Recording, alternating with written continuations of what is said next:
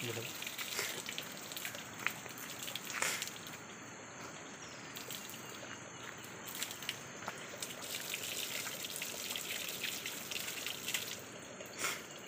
Membersihkan diri dulu. Bersihkan diri. Ya.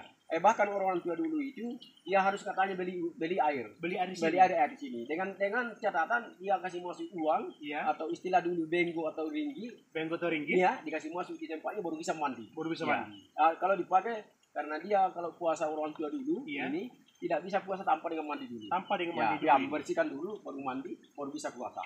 Ya. Jadi pemirsa, air ini memiliki nilai sakralitas tersendiri. Betul. Barang.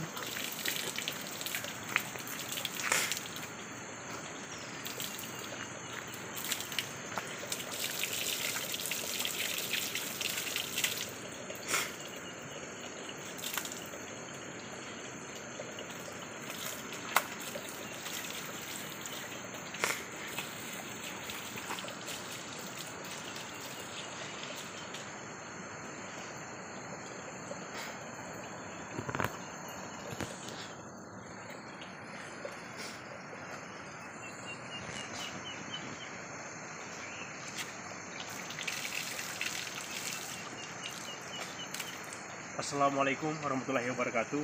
Saya Saifuddin Gani, salah seorang putra Talipuki. Saat ini saya bersama dengan Ketua Adat Talipuki. Beliau adalah Nurdin Laprasa SAG. Beliau juga pemangku adat di Talipuki. Pak Nurdin Laprasa, apa kabar ini, Pak? Ya, alhamdulillah, wasyukurillah, baik-baik. Alhamdulillah. Iya.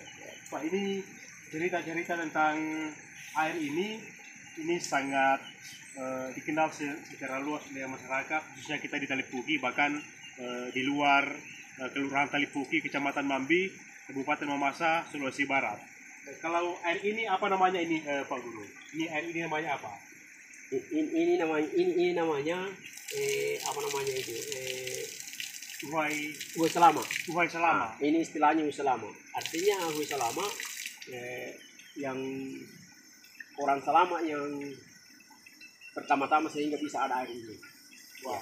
Jadi pemirsa, ini bernama uhuai selama, atau kalau kita bahasa Indonesia kan adalah air keselamatan, karena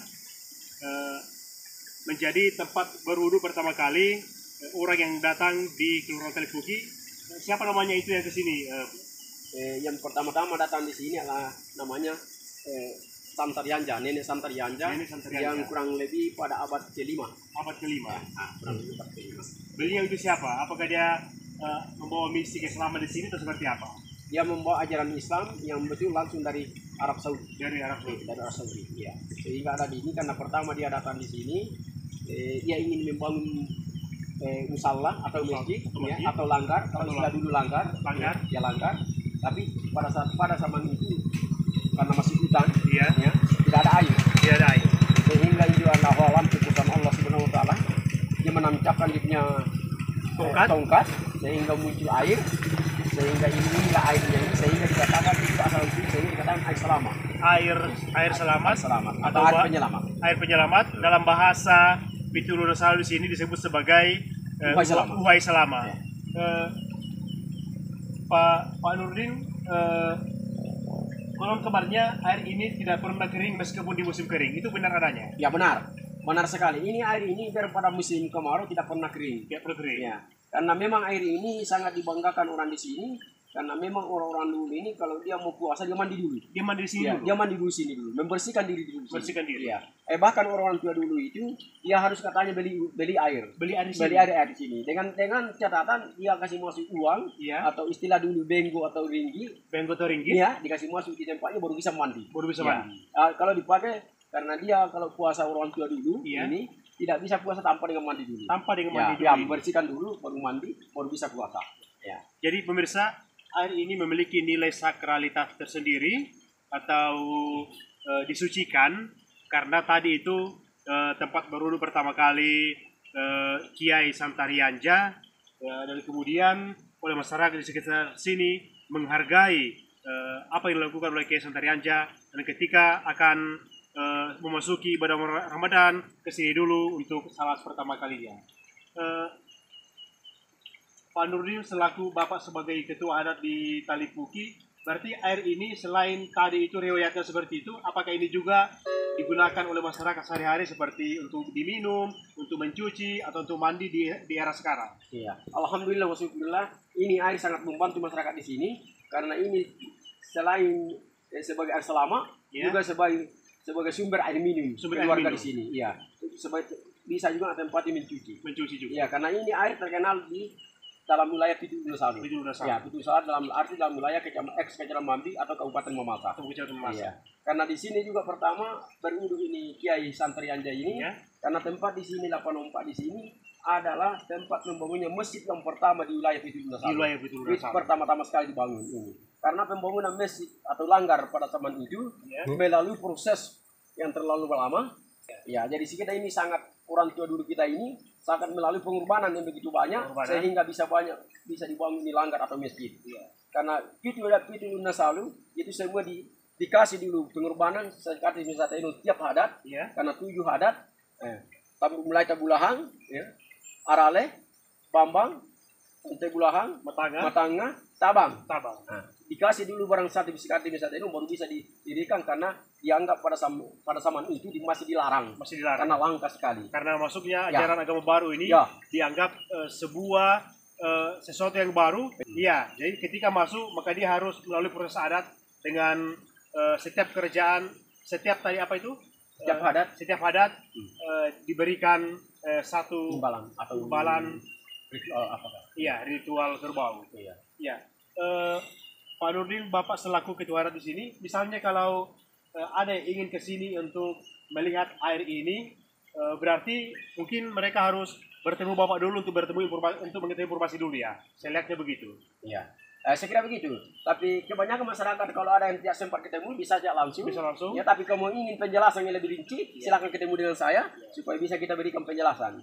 Ya, karena ini ada hubungannya dengan pembangunan masjid yang pertama sekali di Panompa ini. Karena tempatnya ini adalah Panompa. Ya. Karena memang dulu ini satu wilayah namanya Pada. Atau Kelurahan Talipuki. Tapi setelah masuknya ini nenek Santri Kiai Santri Anjay ini pendiri masjid, Mbah Islam, maka dipisahkanlah karena ini dikatakan rumah guru. Rumah guru atau rumah seperti sekarang dikatakanlah pesantren. Dan sekarang rumah guru. Ya, itu ada batasnya itu wilayah Panompa ini. Ya. Tapi nanti datang ini baru dinamakan Panompa. Sebelumnya itu namanya Pada semua. Artinya wilayah hadat. Bisa dijelaskan mengapa disebut Panompa? Ini Panompa karena katanya Santri Anjay sehingga dikatakan Panompa. Karena dia langsung membawa tanah dari Mekah. Tanah langsung membawa tanah dari Mekah. Kalau bahasa di sini Panompa di pentompaan. Artinya kalau bahasa Indonesia dilemparkan ke situ. Sehingga kayak begini ke begini, dikatakan Panompa. Supaya bisa ditempati masjid. Nah, jadi itu sangat sakral, Pak. Jadi ini tidak bisa dialih sehingga saya katakan anak ini betul-betul ini wilayah ini hanya kurang lebih 5 hektar. 5 hektar itu ala wilayah Panompa, ala wilayah rumah guru. Pemirsa, demikianlah pertemuan singkat saya dengan Ketua Adat Talipuki. Beliau akrab disapa sebagai Nurdin Laparasa SAG.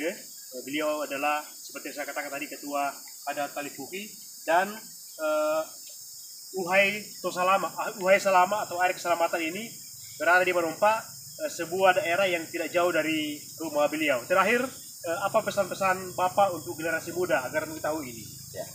Pesan-pesan saya harapkan supaya Uhai Salama ini tetap dilestarikan, tetap dijaga. Kalau perlu saya sarankan supaya ini dipugar. Saya minta kepada pihak yang terkait, baik dari unsur agama, unsur pemerintah, unsur keluarga, supaya ini betul-betul dipugar. Ya, supaya menjadi kenangan di masa depan. Sekaligus kebanggaan masyarakat Talipuki. Bahkan orang luar bisa datang di sini berwisata ke Uhai Salama. Ya, jadi dipersilakan kalau ada orang mau silakan datang di sini karena memang ini kebanggaan daripada Pada atau Talipuki atau Mambi adalah tapi kebanggaan daripada wilayah Pitu Nasalu. Nasalu. Bahkan Pitu Bana Binanga. Bana Binanga itu kerjaan yang ada di wilayah Pantai. Iya. Terima kasih Ya. Pak atas kesempatannya ini. Ya. Mudah-mudahan kasih. berkah dan insya Allah ini akan ditonton oleh seluruh masyarakat Pitu Lunasalu, Pitu Bawah Binaga, bahkan masyarakat Indonesia secara keseluruhan. Ya, amin amin Amin, amin, amin. amin. Alhamdulillah. Alhamdulillah.